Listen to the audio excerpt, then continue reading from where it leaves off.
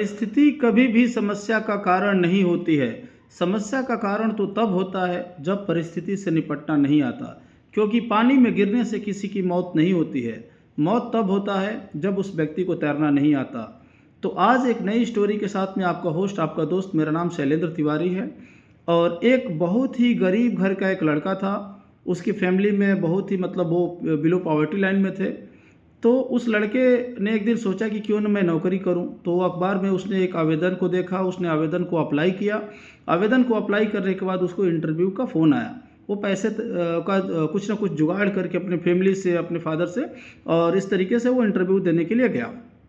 Interview देने के दौरान में जब लास्ट में जब सब कुछ ठीक ठाक रहा, उसको लगा कि अब मेरा सिलेक्शन हो जाएगा।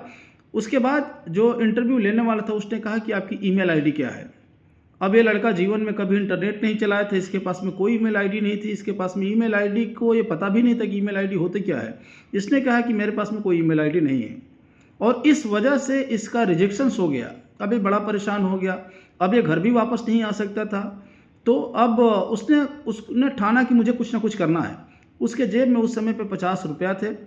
वो 50 रुपये लेकर के निकल गया मार्केट में, और वो 50 रुपये से उसने कुछ ना कुछ फ्रूट्स, कुछ फल खरीदे, और लोकल बाज़ार में, मार्केट में, घरों घरों जा कर के बेचना शुरू कर दिया, जिसके वजह से वो 50 रुपये से उसी दिन वो 100 रुपया कमाया।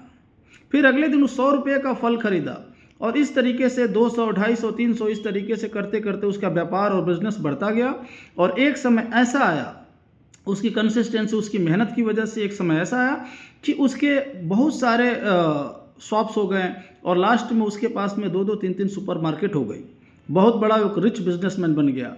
जब वो बड़ा बिजनेसमैन बन गया तो उसको लगा कि अब ये वक्त आ गया है इस बिज़नेस को सिक्योर करने के लिए, और इसका एक इंश्योरेंस कराते हैं। तो उसने इंश्योरेंस के एडवाइज़र को बुलाया और कहा कि इस तरीके का हमारा बिज़नेस है, और आप जो है कि इसका इंश्योरेंस कर दीजिए।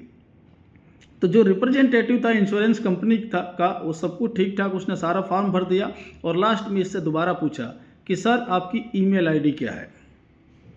तो दोस्तों, अब ये व्यक्ति बहुत ही आश्चर्यचकित रहा, और उस इंश्योरेंस के एडवाइज़र को, रिप्रेजेंटेटिव को, इसने कहा कि दोस्त, अगर मेरे पास में ईमेल आईडी होती तो शायद आज तुम इस बिज़नेस का इंश्योरेंस करने के लिए नहीं आते।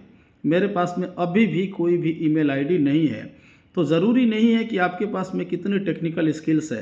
अगर आपकी विल पावर स्ट्रांग है, तो वो किसी भी स्किल्स से बहुत ही बेहतर है, क्योंकि कोई भी काम जिद और पागलपन में ही होता है। So I wish you all the best, have a great day.